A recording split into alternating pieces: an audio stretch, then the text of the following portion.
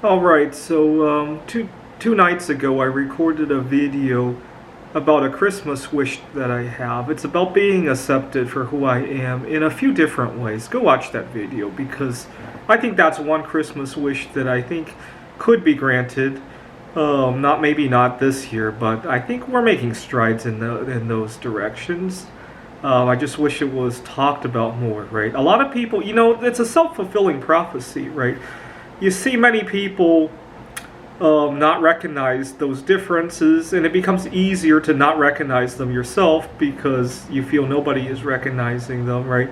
It's kind of like voting for the independent party, right? You only want to vote for it if other people are on your side, even if you support them, right?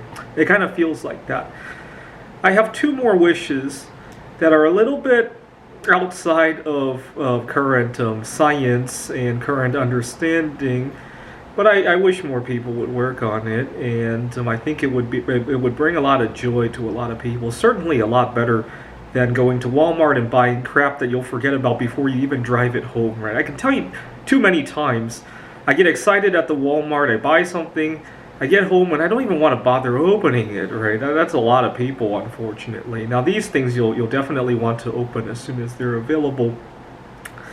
Number one, I wish humans didn't have to eat anymore. Let me explain why. Eating often gets in the way of things that I actually want or need to do, right? Just the other day, I almost lost my job over something. My boss had called me, and he had an exciting new contract for me. He wanted me to write this course, and we had a good discussion. The problem is that he called me in the middle of my eating, and I put my meal down for a second to talk to him, and then I just kept salivating uncomfortably. And somehow I got through the conversation. I got the contract. In retrospect, the conversation could have been a little bit better if I didn't feel so uncomfortable. You may say that I could have told my boss, can I call you back some other time? So, I've learned the hard way that when your boss calls and you want to delay talking to him, you might not get the opportunity. I've learned the hard way. I do private tutoring, and a lot of contracts to go like that. When the mantle is hot, you got to strike. And unfortunately, it made it really uncomfortable, which is why I really wish I could evict the food out of my life, right? Because I run into too many times. That was only one example out of a sea of problems that food has caused me, and it inspired me to go on a 42-hour fast the other day as kind of a penalty for what happened to do when I was talking to my boss. I didn't want to continue carrying that kind of problem. So I wish humans didn't have to eat. Actually, I don't care if my wish is granted or not. I'm gonna stop eating one day and just fade away. And because of how much food has bothered me and how relaxed I am when I was fasting.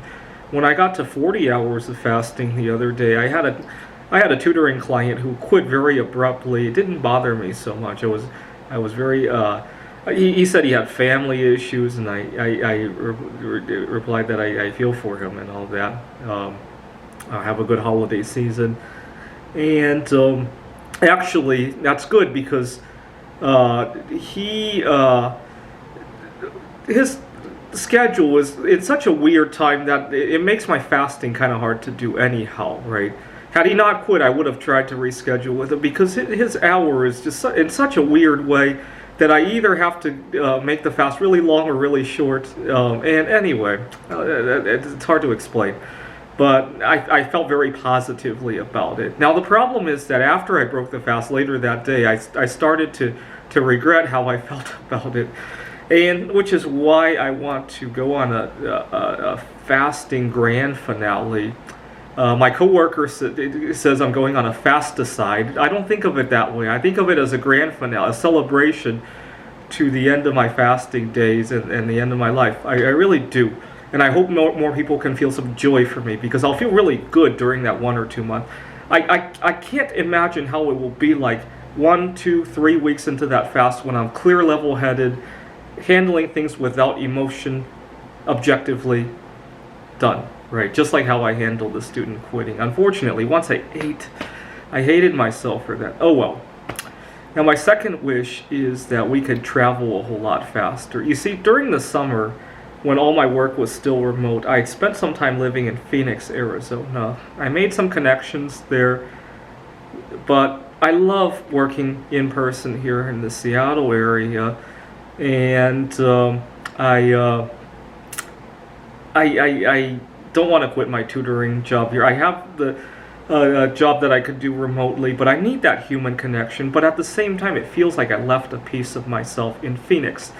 Now, I was thinking about how fast we would have to travel before I could comfortably continue to work here in the Seattle area and still tend to my friends over in Phoenix. I kind of, a private jet still wouldn't do it. It would have to be a private spaceship where I could fly at an orbital speed, right? If I could go to Phoenix, let's see, it would probably take, would be a lot faster to go from Seattle to Phoenix, right? Phoenix to Seattle, you probably have to go around the world, right? Because you usually travel east.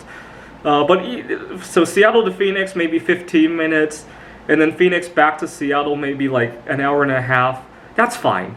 That's a long commute, but, if I could do that for the same cost that it now takes to drive that same amount of time, oh my God, now I would be comfortable being able to tend to my friends over in Phoenix and still working in person here in Seattle, right? That's the day that I need to live for. Unfortunately, I do want to do that fasting grand finale, so I probably won't see that day, but at least I'll be at peace during that last couple of months of fasting, and I'll be at peace forever when I don't have to deal with food anymore.